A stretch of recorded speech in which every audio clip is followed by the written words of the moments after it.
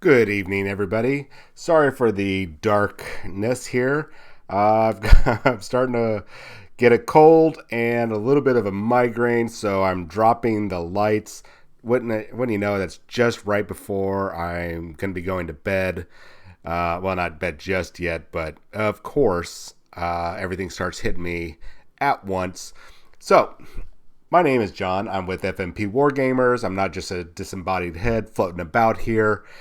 Sorry, I'm looking away from y'all. I am trying to get this pulled up so I can verify that everything is working correctly on this live stream, but doesn't seem to want to do it.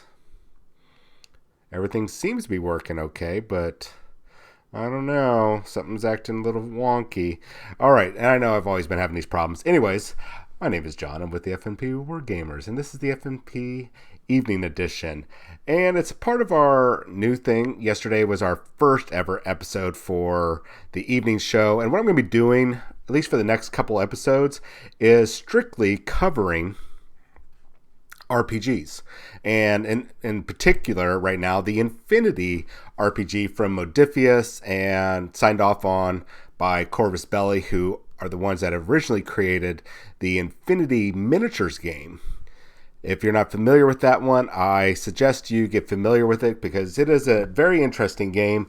A little overcomplicated, if you ask me, but it's still a decent game. It's still very, very involved, and even though you're using about 10 to 15 miniatures in a regular, I guess you say, tournament style game or 300 point, what they would be a 300 point game, you're still doing about a 2.5 hour game versus probably the 60 to 100 plus models and 2.5 hour to 3 hour game that you get with Warhammer 40,000 and Age of Sigmar. So if you're tuning in and you're wondering what's going on, why are we not talking about 40K? We don't just cover 40K and Age of Sigmar. We do cover all games. And going in the future, our morning shows that are 10 a.m. Central Time, and then the evening show, which normally is going to be at 8 p.m., I had to cover for my employee today because he was ill. So sorry for the late show. If you're not going to be able to join, no biggie. I'm going to just be putting this up later on YouTube. So we're going to be covering at least the next about 3 or 4 evening shows. We're going to be covering the Infinity RPG. And when I can, and I have the information for 40K, any juicy tidbits I get from Mr. and Mrs. Smith or Todd. I hate Todds. That's what I've just called one guy who's somewhat reliable. I'll put that in to the evening show. Most of the time I'm going to be dealing with the miniature game related stuff in the morning. So when we have the morning show, that's when I'll try to cover the rumors, the juicy, spicy stuff. Like tomorrow, if all my information ends up kind of panning out when I essentially do the math literally and metaphorically, I should have something juicy about Forge World once I verify a few things. Some things are going on at Forge World, and like I said, I just need to verify, do the math to verify a few things. And even then, it's all going to be rumor speculation until, we have a whistleblower come out and hopefully does not get killed by falling down the stairs in his one-story home or any other unfortunate accident that happens to people. Or he might not, now I'm not going to do any Epstein type jokes anymore, but we're going to cover that tomorrow. And I have some information. I'm just trying to re-verify because I got a little bit of information concerning Chaos Space Marines and Chaos Demons, which I already knew was coming. I need to verify one of the sources and just kind of double check the information. And there's a couple. Hey, Dinner, how you doing? You missed part 1 yesterday. No big deal. Just covering the Infinity RPG. But I just got to verify this 40K information from the source and see if it syncs up with what I've got. And if it does, it's really, I don't think it's any surprising news. It's something we already knew was coming, or the writing was essentially on the wall. So let's get on with what this show is about tonight. This is part 2 for the Infinity RPG. Yesterday, I covered. You can actually look in our video library, or you can jump on over to our YouTube channel, and it's on there. I did not do any splicing or cutting or editing to the videos. They are raw. Because there's a lot of material to cover, and I'm trying to go step by step. Yesterday, I broke down pretty much the details of what spawned the Infinity RPG game and all the little source books and all the different things, and kind of give you an overview of what you're going to be looking at. So today, like I said yesterday, I'm going to cover character creation. Yes, it's dark in here. I see a bunch of people are jumping on. I've got a migraine starting to develop, and if I sound a little nasally, I apologize.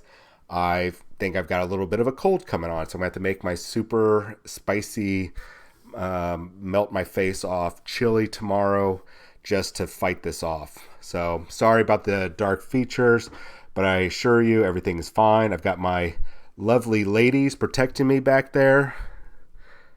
See, they're still there. They're still there, keeping me safe. So my ladies are still there. Everything's good here. I'm not being held against my will or anything. But so let's get on with the Infinity RPG. And I really, really dig in the character creation system. I was telling you guys a little bit yesterday that the character creation system's very involved, but it's not like, oh goodness, if you've ever had a chance to read or play Traveler, that is a super involved. I mean, you are literally from birth all the way up until you're pretty much an old man or old woman or something along that lines. It's a very lengthy making a character. And also, or if you ever played any of the Fate system, which would be like, I've only read through it, but the Dresden Files has an RPG through the Fate system. And it was so complicated making the characters. They took their like 200-300 page big giant regular size, or I should say regular size rule book, and they made a condensed, or what they called the accelerated rules. And the accelerated rules was a mini rule book about half the size, but just as many pages, if not more. I mean, it was like a mini Bible. It was absolutely ridiculous. And I was like, nope, I'm done. Or if you ever played Exalted back in the day, you have an idea of what can get really involved. But this one, when I say it's involved, there's a lot going on, because you are going from starting your characters at birth up until you get to your first or second career, or if you're whoever the GM is, you want to do your fourth and fifth, or up to like, well, however many character careers. But the more careers you add on, the older your character gets, unless you die during character creation, which is true. I see more people are joining. Gents and ladies, if you're hoping for FNP, 40K, Age of Sigmar, miniature game stuff, we're going to be running the evening edition for the next, today's the second episode, for RPGs that are related to miniature games, and I will be passing off miniature game information. But it's not going to necessarily be about the miniature games, at least for the next couple episodes. We're going to be covering the Infinity RPG. And when I do have some juicy, spicy information concerning, say, like the stuff I'm going to talk about tomorrow morning on the 10 a.m. show, about Forge World, and probably the Chaos Space Marine stuff once I re-verify that information. And hopefully I won't get into an episode where I'm chastising Games Workshop and the horrible pricing that they're doing worldwide. So, because we're going to try to keep it positive. And also, if you're just joining, it is dark in here. I'm not a disembodied head. As you can see, I do have a hand here. It's not like Cousin It or anything, or the thing. I've got a migraine starting, so I'm trying to lessen the impact. So let's get on with this, because I've already drilled on here for like 10 minutes. So what you guys are seeing here in the image, the artwork for this game is going to dip in and out of kind of an anime feel to more realistic feel to some really bad art. I'm going to try to keep all the bad art out of here. Most of the art that you're going to see tonight is going to be from the actual miniature game for Infinity, which is it's the same world, and it affects the RPG back and forth. So just buckle up. And I see, wow, a whole bunch more people joined. Thanks for joining, guys and gals. I really appreciate it. Once again, before I get into the character creation, tomorrow morning, 10 a.m. show, we'll be covering some stuff going on at Forge World that I'm getting from one of my sources, and I just got to finish up some math to verify a few things. It might be old news, it might be new news to you, I don't know. And one of you might be my point of contact. So let's get on with the RPG, talking about the Infinity RPG from Modiphius and from Corvus Belli. So, table of contents. I showed you guys yesterday the player's guide. That's the book in the background. And I'm sorry about the images.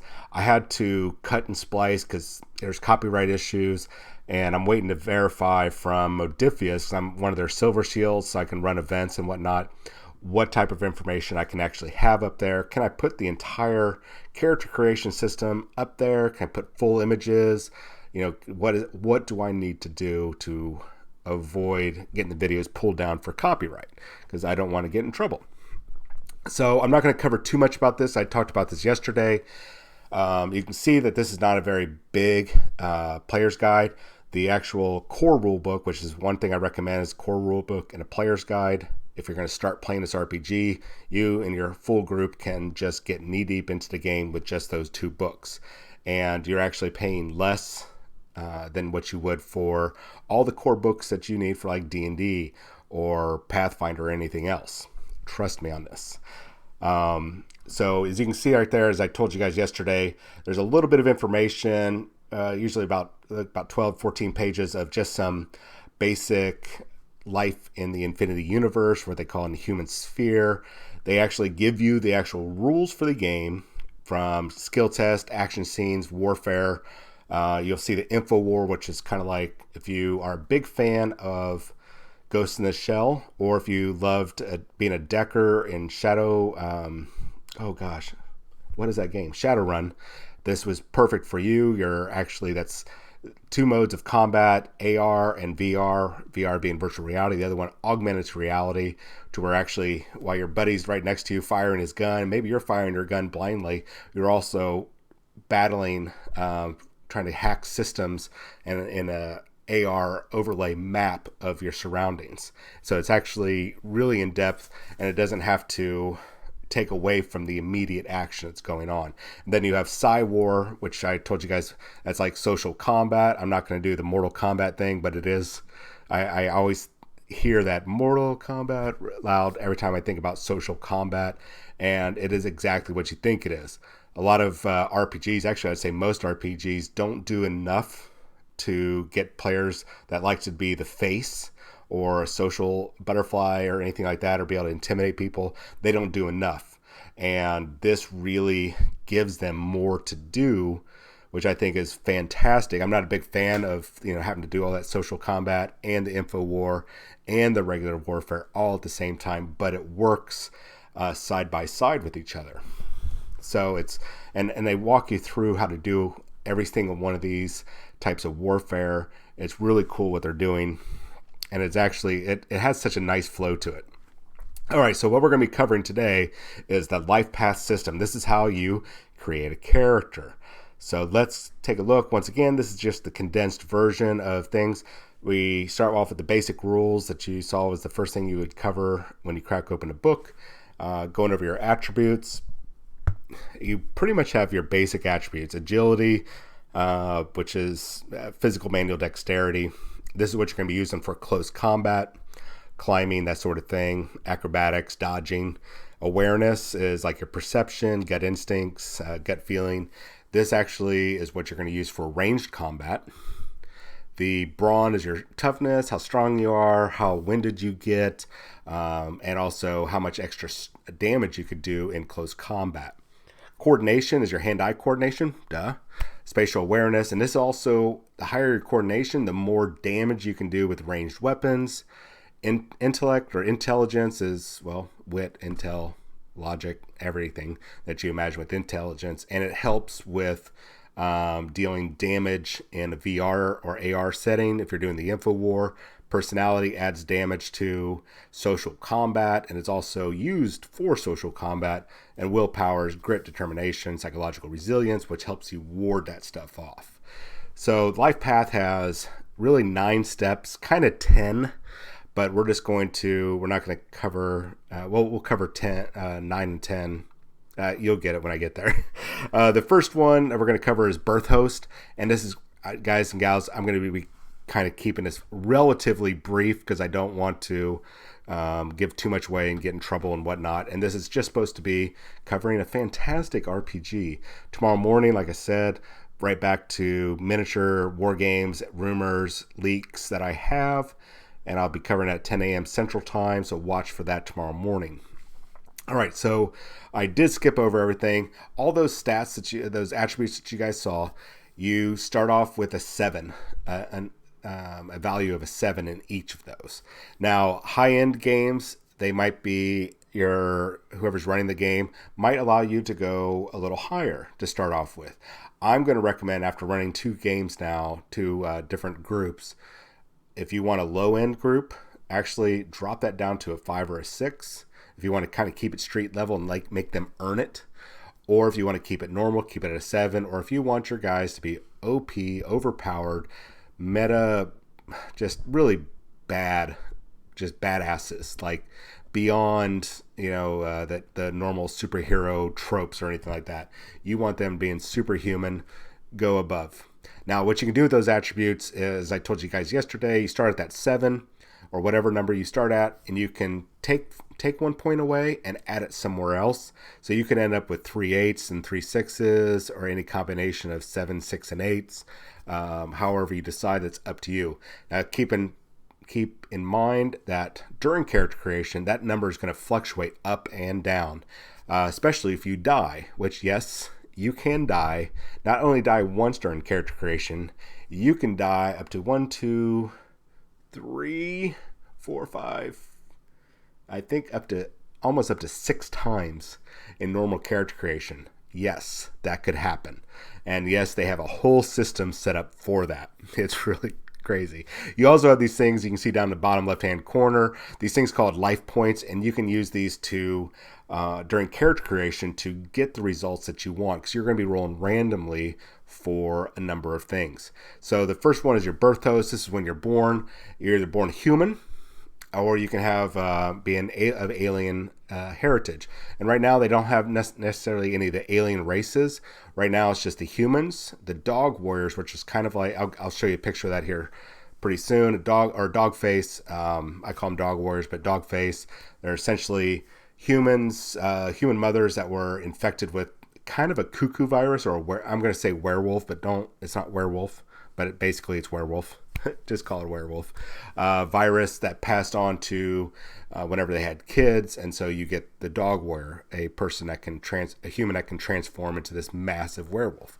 And if you happen to get the Nomad book, faction book, or the what do you call it? The not Pan-Oceania, the Aleph book, you can actually have AI bodies, or what they call uplifts, or which ones that get genetic or cybernetic modifications to their bodies. So you roll randomly. You're going to roll a d20, and you can either roll a d20, and if you happen to roll a 19 or 20, congratulations, you got an alien heritage. You can roll on an appropriate chart if you have a different book. If you don't roll that, then you can, but you really want to be one, you can spend the life points for it. I'm not going to go into all the different life point cost, but I believe Dogface, just to go with that one, I believe it costs 2 points, because it is a huge upgrade. But nothing else happens there. You just got your attributes. Congratulations. Got your life points. Let's move on to faction and heritage. Faction and heritage, I don't think I have a graphic up. We'll double check here in a second. But that's basically to see which of the 12 factions you belong to. One of the 12 stellar nations. And the 3 minor ones, which is the corporates like Megacorps, the mercenary faction, or the Submundo, which, and I might be pronouncing that wrong, I apologize if I am, which is basically the criminal underground. So essentially one of the big 9, or the one of the little 3, or any of the minor factions. I think minor nations is one of the other ones. So 4 and 8. Okay. So you're going to roll, basically you're going to either pay life points or to pick your results, or you're going to roll a d20. And I don't think I covered it, but there we go. There's the Dog Warrior. The Dog Warrior is actually, I believe, a career. You're a dog face. That is what you look like, essentially, when you transform. You become this massive, like 8-foot tall, mean machine, big killer. And this image right here is actually Infinity concept art from the miniature game, but I thought it was just perfect to highlight what you can become in this game. Your big tessium choppers, which is a very special type of metal that's only found on their home world, where the Arianda or the U.S., one of the different factions, has settled on.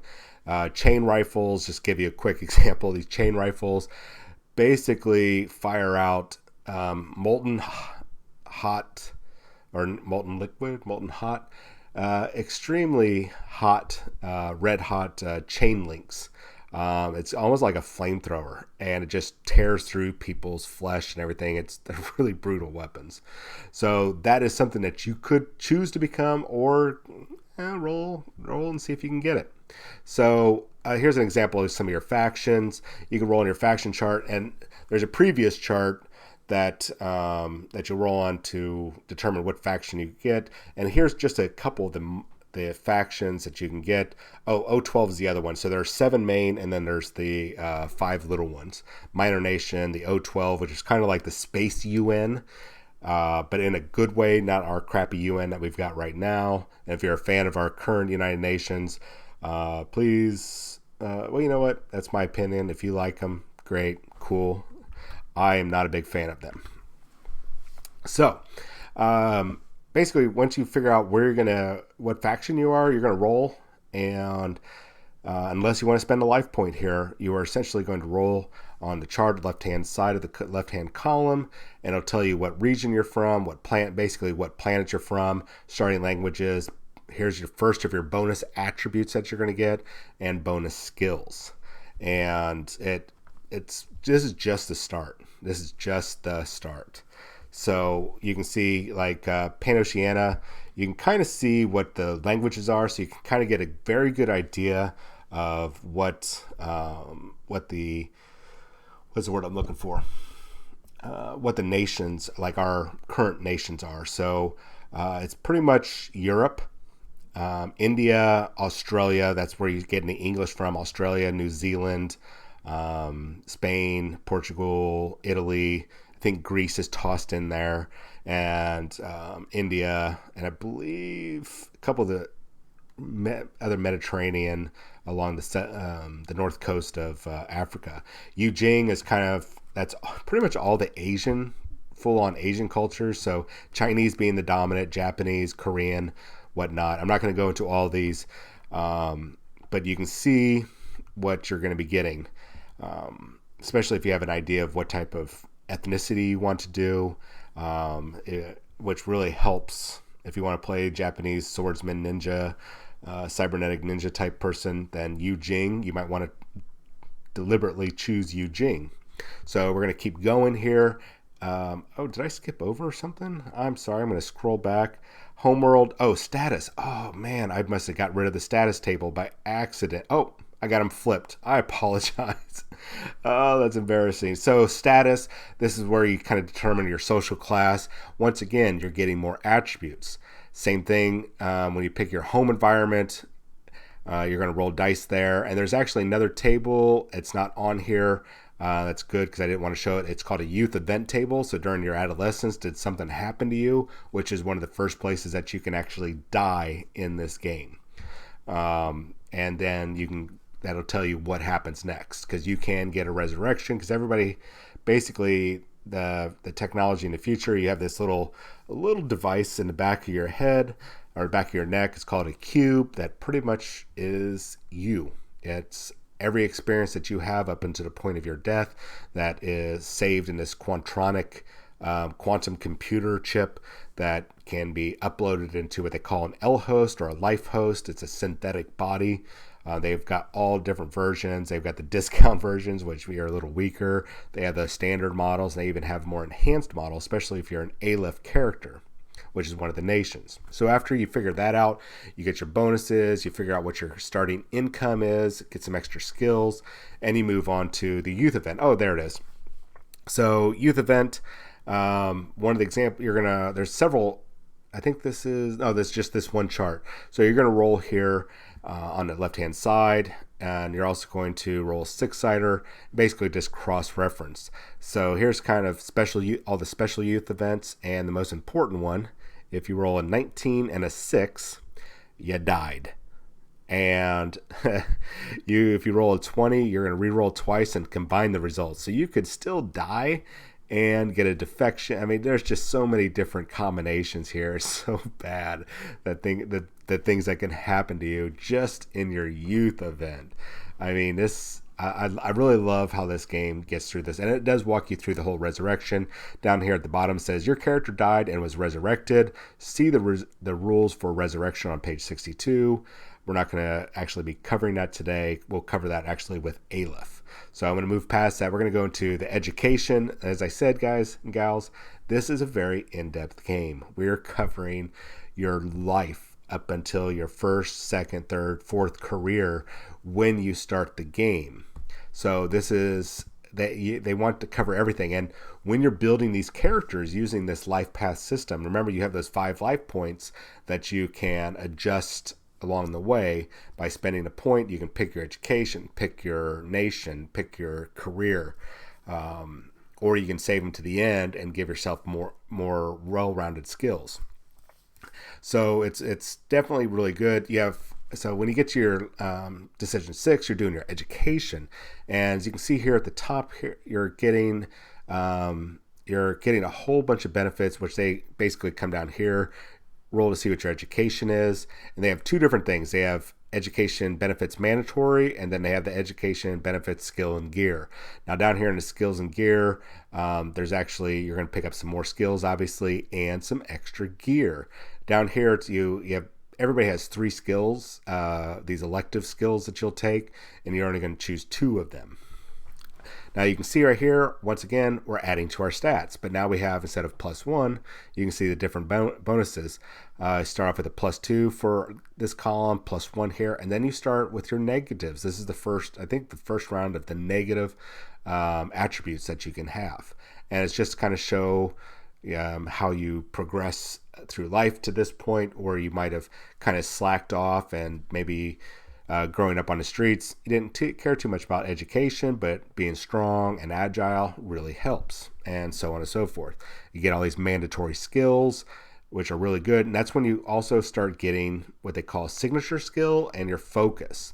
Now, when you play this game, you want the lowest roll possible, and you want as many successes as possible. There's this thing called focus that you'll get on up to 2 or 3 skills by the time you're done with character creation. You can pick up more later. And however many points you have in your focus, that tells you what number on the dice. If you roll that, you basically get a critical success, and you get 2 successes for 1 dice roll. If you're rolling 2 dice, because you're always rolling 2d20, and you roll 2 focuses, man, you just got 4 successes off those 2 dice. And so like if I have a focus 2 in ballistics, and one of my dice comes up as a 1 or a 2, I just now got 2 successes off of that. No matter if that other dice failed, no matter what, I still got 2 successes. Just give you an example. And then you've got your signature skills, and these signature skills are like what you're really well known for. So you're going to get more points into them. And this is where you're going to start getting your talents, which are your special abilities that you pick up in there. So like ballistics, one of the first ones is quick draw. Another one I think is 2 pistol wielding if you go the pistol route, or maybe you get to, for every momentum you spend, which I covered momentum yesterday, you get to roll an extra dice, that sort of stuff. So it really starts fleshing your character out. And if you had your eyes set on a character that was like a gunslinger, let's just say a gunslinger, it might be in your best interest to go through here, see which ones have ballistics, which military training has ballistics, but you're missing out on other things. So you might want that, or, I like the lifestyle skill. Lifestyle helps you buy stuff later on. So, there's lots of choices to make here. And I would really recommend that you give the character creation a quick view give it a try a couple times before you actually sit down with your GM and the other players to make your character. Just give it a good read over, just so you can get a good feel of what you want, because you're going to want at least to know ahead of time where you want to spend those life points. So here's your next event, the Adolescence event, and I think, you're going to roll. There's actually multiple charts, so now we're really getting into in-depth character creation here. This is going to be something that's happened during your teenage years, when you're going to school and college and whatnot. Everything from alien typhoid, missing sibling, and this is just one of the charts. Here's another chart. Oh, look, you died. These things called suggested character traits. These are recommendations on how to kind of role play your character. And you can see, once again, your character died and was resurrected. See the rules for resurrection on page 62. We're now at your second time of dying possibility. It's gonna keep going. So here's some imagery. I pulled this up from the website for the Infinity Art miniature game. It's all their concept art for their different miniatures, their different units, but all these different things up here, the Caledonian Volunteers, right here in the center, below them the Diva Functionaries, the Anaconda Squad, which isn't one, but I put that up there because there's these, I've mentioned before, the tags. She is a tag pilot.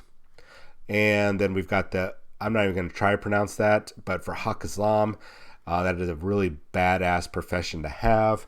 And then Neoterra Bolts over here for Pan Oceania, another one that you can find inside the source books. So I just wanted to get you kind of some imagery. You can see the different weaponry, what the different weapons look at. And if you want to take a look at this stuff, just do, like Caledonian Volunteers concept art or concept design, or Corvus Belli Infinity concept design, and you'll see hundreds of different classes, or careers, I should say. Let's go with careers, not classes. So you can get a nice, good feel of what is out there. And yes, I did, for this initial image, did concentrate on the women because I like the female form a lot. And apparently so do the artists for this, for Corvus Belli. So continuing on, did I skip?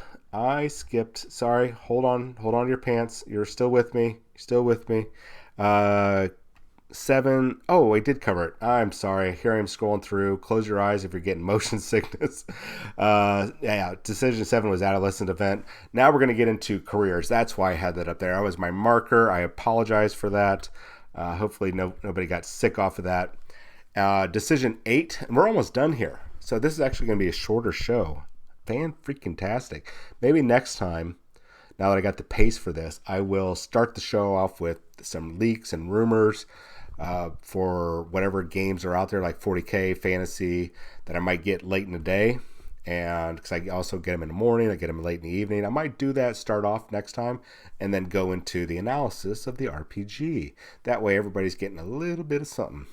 I am trying to stay away from, for future reference, I am trying to stay away from Age of Sigmar information. I'm leaving that for Ski, or if it's too juicy and it's like something I got to capitalize on, I'm going to run it by him first. And if he's like, John, go for it, get it out there, I'm knee deep in schoolwork or whatever, I will do that for you guys. I just don't play Age of Sigmar, but I do want to make sure everybody's getting their just due, or their same information that they want. So let's go on with careers. This is when you're going to, this is where things get a little tricky. And I've noticed that people in that, at least the 2 groups that I've run, and probably the 3rd group with Denner and Crom, and I get a couple other people, and we can do like the live streaming. We're going to go through this step by step because it's easy to screw this up. So step 1, select your career. And you can either roll on this chart, the basic career chart, which could lead you to the faction career charts for whatever faction you are, which it's dangerous. But, if you don't care, then just go for it, man. You just want to have fun. Whatever you get is whatever you get. and just enjoy it. Or you can spend a life point to pick a career from these basic ones, right? You can spend a point to roll on your faction career, and you can spend a life point to change your faction at this time. Let's say you've been Pan-Oceania this whole time, but you really wanted to be Eugene. This is the perfect time to change your faction. Perfect time. You can also choose to select the unemployed career to gain 1 life point, which could be interesting because you're going to do 2 careers here most of the time, 2 careers. So you could start off as unemployed and then get that bonus life point and then turn around and use those life points to get the exact career you want. I'm going to tell you how to do that. So the one thing that you need to pay attention to is that when you work your career, and I'll show you the kind of example of the careers in a little bit, you are going to follow this 100%. When you do your after you do your career event, which is where you could die again, you're going to come back with your next career, and you're going to do this whole process again. So you can see how your life points are going to bleed away. You're going to do your whole career again, except, and it's very specific up here, for your first career, you'll add the attribute improvements that are listed. So I've seen already people have screwed this part up to where they just go through, oh, I got this career, let me add all these stat bonuses. Oh my God, I got this career. Now I'm adding these stat bonuses. And all of a sudden you have this superhuman character where everybody else is like, what's going on? Why are we all piss poor? And he's freaking the Incredible Hulk over here. That's usually why. So you need to follow this exactly. For your first career, step by step, and walk your players through it. Players, make sure you read through this. Don't screw over your GM and your other players. Then you'll go again to your career event. This is where a lot of bad stuff can happen. And then you'll finish your career phase. This is where you kind of age yourself and knock some other things out of the way. Now, let's see here. Yeah, okay. So we're going to cover a couple things. Here's an example of faction careers. Actually, this is a small sampling because if you get the career faction book, which I highly recommend, especially if you've got your heart set on one, get that career faction book, because inside of it is a host of, I would say, between 10 and 20 careers and other race options. If you like an uplift or an AI body, or if you get the Ariadna, where all the dog faces are, you have a chance to be in a Wolver, or even an antipode, I think is what they're called. The aliens actually that infect humans with the virus. You have a chance to make all of those. So anyways, here's an example of your careers, faction careers. This is what you can roll on. You'll find your, whichever one you roll, like let's say I got Reverend Agent, I'm a nomad. Cool. I still need to roll on this career table. So you're going to roll random dice, and here's a couple of the guys. The guys always look cool, especially if you like playing a guy, you're a guy or a gal, and you want to play cool characters. You get a good example of how badass you look between the female characters and the male characters in this game. You got these badass weapons. I mean, it's just freaking amazing. The art really just kind of, between the art and the character creation, it really draws you into this universe. You really feel like you're a part of it, as opposed to some other games where you really feel kind of detached, like Dungeons and Dragons, and even the Wrath and Glory game that I'm going to be covering in the future, the 40K one. You still feel a little detached. This one, you get immersed into the game very quickly. So there are a couple other ways. Well, here's one of the career event tables. Oops, let me go back. Here we go again. Here's one of the first times you can die. While doing your job, you are killed. What happened? Oh, look, your character died and was resurrected. Go to page 62, which 62 is cut off here. I did that deliberately so you don't get to see the resurrection stuff. But I also want to show you that there's other ways to get the job. And I'm still not covering all of them, but hazarding a career is one of them. And this is where your life points come in handy, because you're going to make what they call a challenging roll, which is you need 2 successes on 2 dice, 2d20. And what you're going to do is find a skill test using one of the mandatory skills listed for that career. So if I want to be let's say, oh, you know what? I've got one coming up. I want to be a tag pilot. And one of their mandatory skills right here, the first one is a pilot. So I want to be a pilot. I need to or I got pilot, tech, and ballistic. Sorry.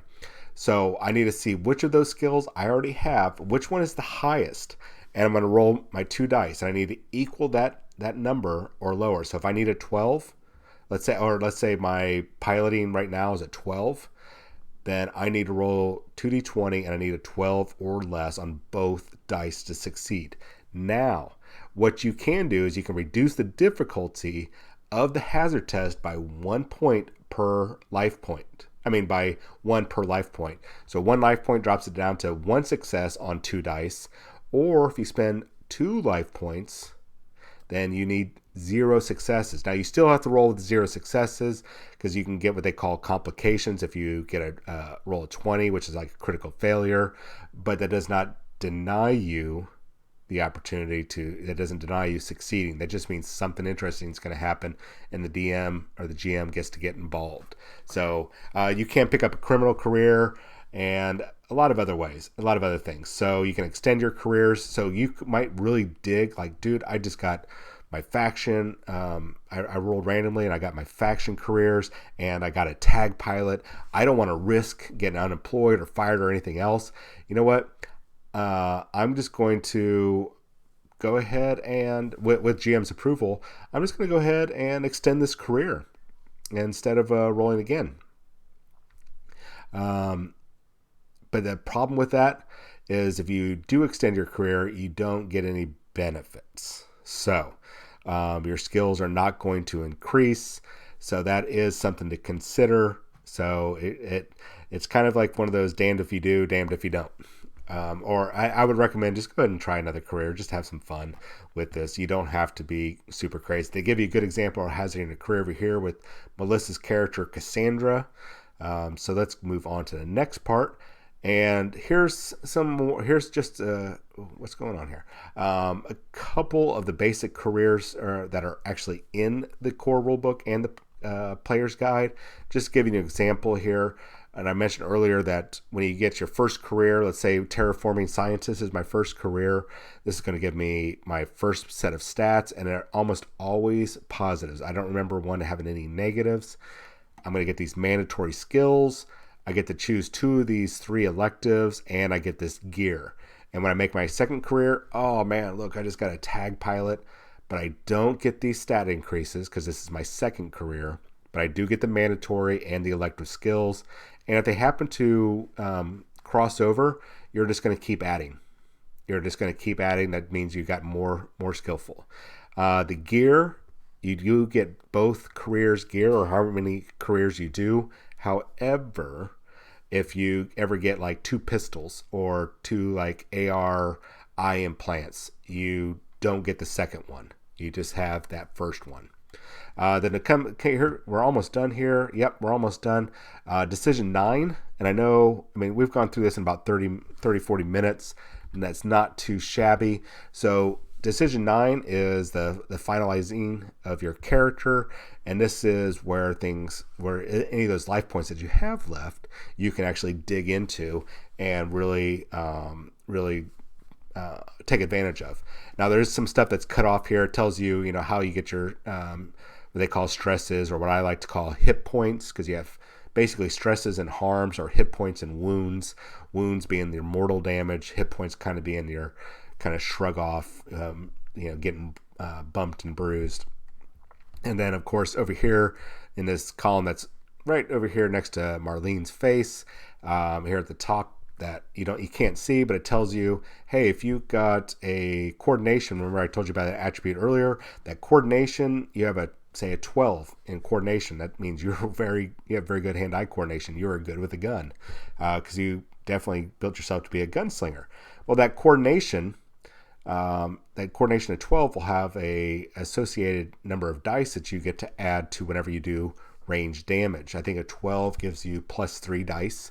And I'll cover that combat in the future, probably our next episode. So automatically, everybody gets step 1 final tweaks. This is bonus. You get your infinity points, which are like a free rerolls that you can get during the game, or a couple other things. You get to increase some more attributes, increase some skills, get a new talent, get assets, which are kind of like money but I'll cover that in the future. It's going to be a little complicated to cover. But if you haven't picked up any character traits, this is where you're going to try to give yourself a character trait. This is really a role-playing thing. These are things that the GM can use against you to kind of trigger your character. Yeah, because everybody likes to get triggered. Now, if you have some life points, we're going to go to step 2, and this is really the cool part. Not even really cool part. This is just a nice, like, you know what? I didn't spend any of my life points for whatever reason. Well, I can spend them now to increase my infinity point. In my infinity point refresh rate, which is how many infinity points you can get back in a session or every other session. You can convert any number of life points to assets. That's that money I was talking about. You can pick up some extra skills or focus points that you don't have on a 1-for-1 basis. And you can also gain a whole bunch of extra languages, which there are a lot of languages to cover. So if any of that right there, and this is one of those things I would definitely, before you read through everything, go to the final step, read over the how you spend your remaining life points so you can see if any of that has interest in you, if you're interested in for whenever you finish your character, and then go back and now you can make kind of a reasonable or a sound decision based on how you want to spend those life points.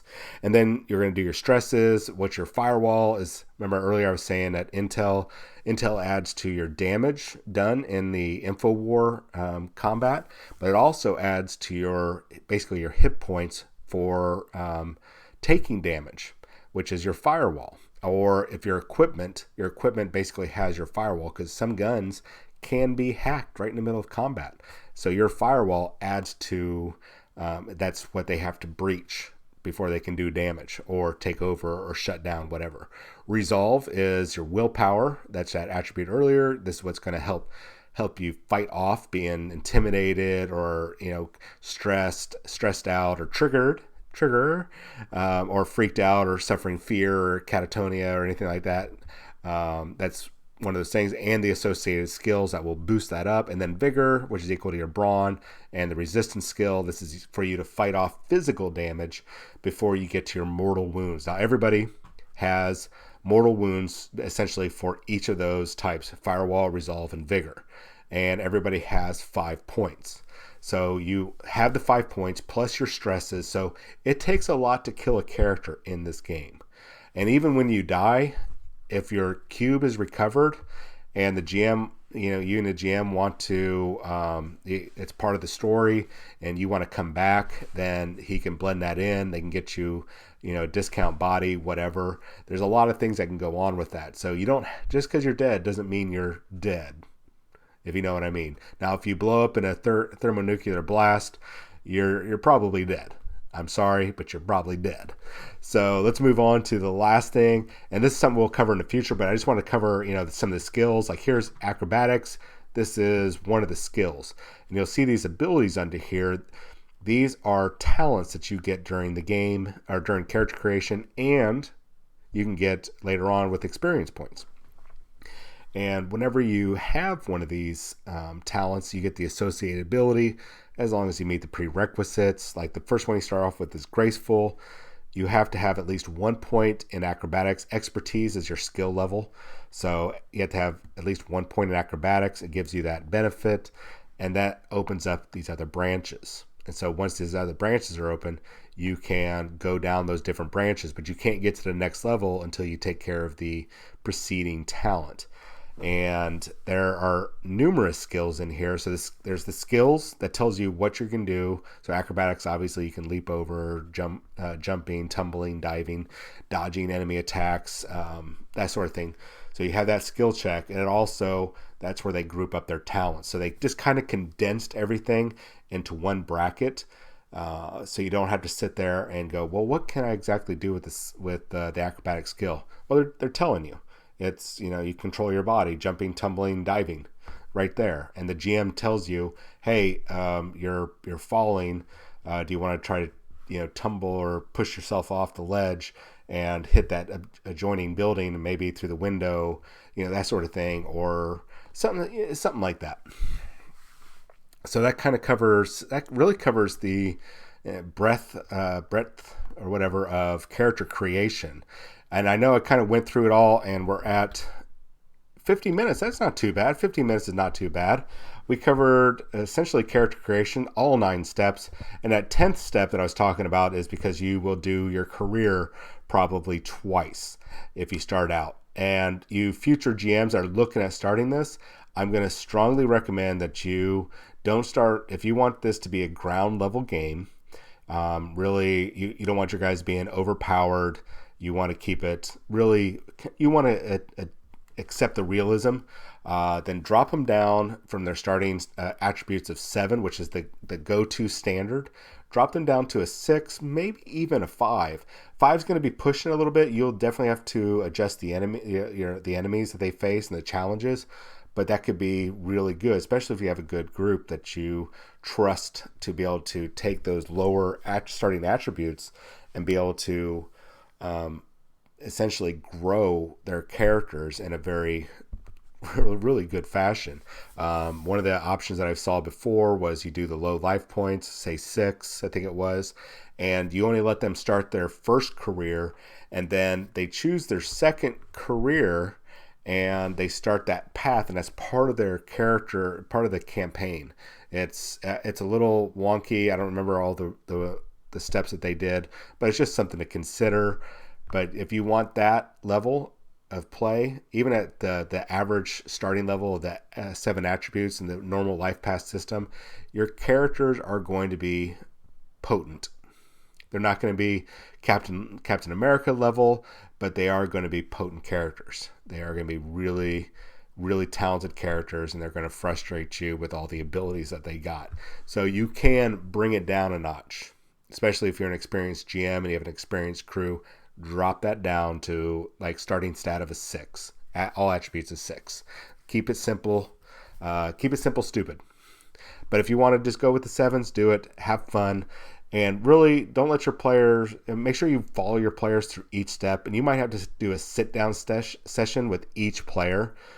Because I've done it with all the players at once, and it was very frustrating trying to keep track of everything and explain this new character system. And I know that like one of my groups have, I think they messed up some of their character creation because they are off the charts good, like ridiculously off the charts. So there's hiccup somewhere I haven't figured out yet, but it's too late.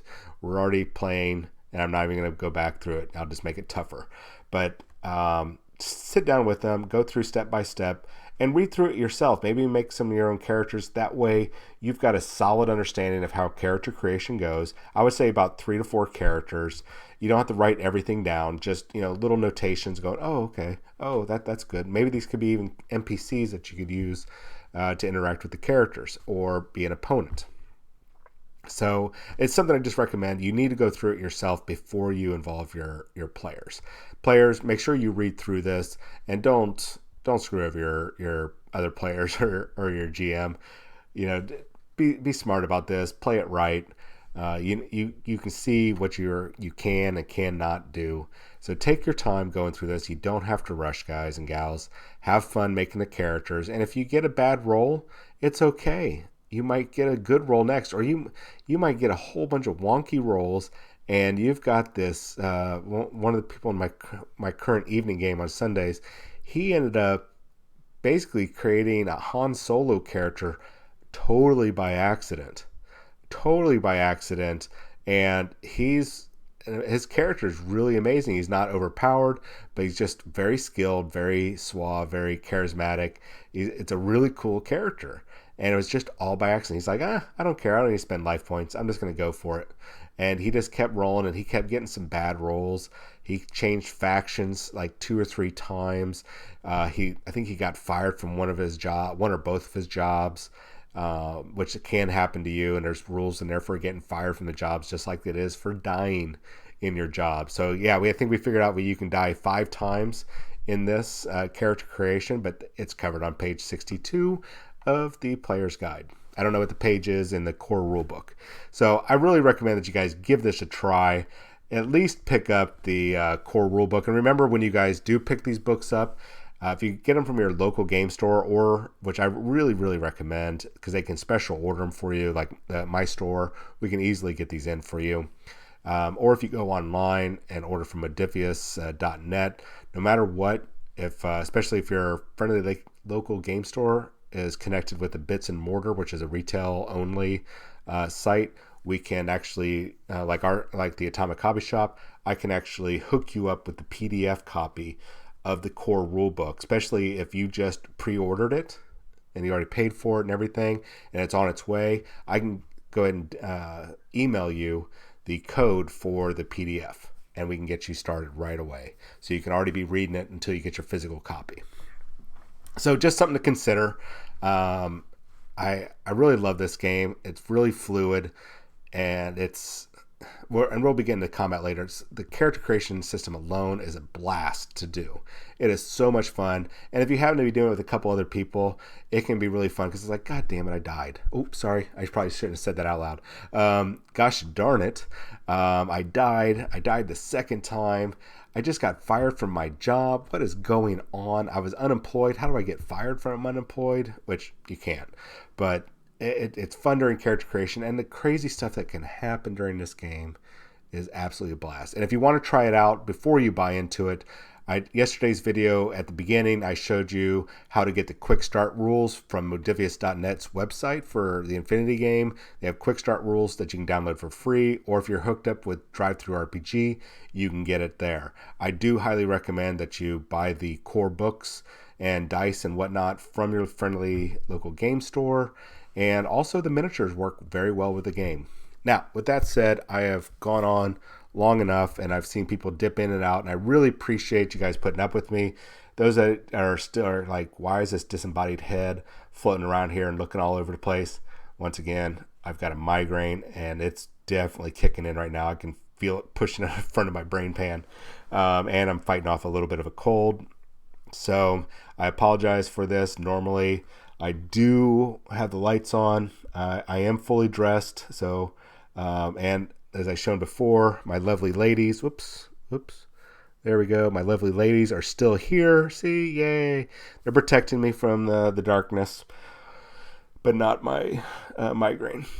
So, bad ladies. They're still here. I'm still here. And tomorrow morning's show at 10 a.m. Central Time, I'm going to be covering some interesting Forge World news, I hope. And once again, it's all you have to treat it as rumor and or speculation. Do not treat it as gospel according to John. Not John from the Bible, this John right here. And I should have some information about Chaos Demons and Chaos Space Marines. I just need to re-verify and see how, not even verify, I need to see how it matches up to what I have. And then I can cite that source as well. That way I don't have to cite, I'm not even going to cite my leaker. But that way I can give that guy credit. Maybe you can go over to his channel on iTunes and you can enjoy his show as well. And really, we kind of support each other over, I don't want to butcher the name, but Magnus Red is running that channel over there. I don't want to butcher his name, but I hope to get him on the show. Not the actual Magnus the Red, but somebody pretty close to talent level of Magnus the Red. I hope to get him on the show in the near future, especially now that we got Discord working and we can get multi-cameras up and going. So with that said, my name is John. This is the FNP evening edition. I'm going to have to change that graphic a little bit, still mess around with all this. This is our second episode. Tomorrow may or may not happen. My employee is out sick, so I might be working again, and tomorrow is a 12 to 12 shift, so I might not be on tomorrow. I will keep you guys appraised of it. Look for it on Facebook, and if you are watching subscription, especially if you hit that subscribe button up there in the corner above my shiny head, and you can actually get the updates when I come up online. And I always try to give a nice 30-second window before I go actually live. I'll start the show and then pop on live and let you guys see my beautiful face. I have droned on long enough, and you guys have been a great audience. I really appreciate it. Make sure you hit the subscribe button. Patreon supporters down below, I really appreciate you. YouTube guys and gals, jump on over. We've got more in store for some upcoming episodes for the morning show at 10 a.m. Central Time and then the evening show at 8 p.m. This is just the start of revamping how we're doing things with FNP Wargamers. It is just a taste, and we are barely skimming the surface of what we've got in store for you guys and gals. So once again, really appreciate it. Spread the word. Get everybody you know just to come over and hit that subscribe button, hit the follow button, hit the like button, watch the videos. We really super appreciate it. We're going to have some contests coming up in the very near future for some giveaways for a variety of games. Everything from Infinity to Warhammer 40,000, Age of Sigmar. We're going to have some giveaways for a very special episode. So, with that said, I'm going to log off and go take some serious medication to fight off this migraine. You all have a wonderful night. Tomorrow's Friday. Enjoy your wonderful weekend. I'm hoping, before I sign off here, Saturday afternoon. That's it. Sorry, my brain is definitely not working 100% right now. Saturday afternoon, I'll be dealing with the Houston roller derby girls, ladies, gals. I don't know if the guys are involved, but their draft for next 2020 season is going to be happening. So if you're in Houston and you want to check out the Houston Roller Derby, go to HoustonRollerDerby.com. You will not be disappointed. You will not be disappointed. If you are not in Houston, I really strongly suggest you check out your local roller derby scene. If you have one, it is extremely athletic, extremely entertaining, and if you like to see people skate around at high speeds, bashing into each other and scoring massive amounts of points and just really entertaining the crowd with real athleticism, and I'm not talking like that stuff you saw on TV, not like the gorgeous ladies of wrestling. I know that's wrestling, not roller derby, but there was that roller derby show in the late 90s, early 2000s, I think it was. So it is actual 100% real, and it is brutal, and the ladies are gorgeous. I haven't seen the guys yet. I'm sure they're just as handsome or just as beautiful as the ladies, but I really like the ladies right now. So why did I bring that up? Because I wanted to post up about the Houston Roller Derby. Check out your local group, especially if you're in Austin and San Antonio, and I believe Dallas as well. You all have yourself a good weekend. I'm hoping I'll be on the show tomorrow night. Definitely 10 a.m. I got you covered. So have a good night. Get some sleep. I'll see you at 10 a.m.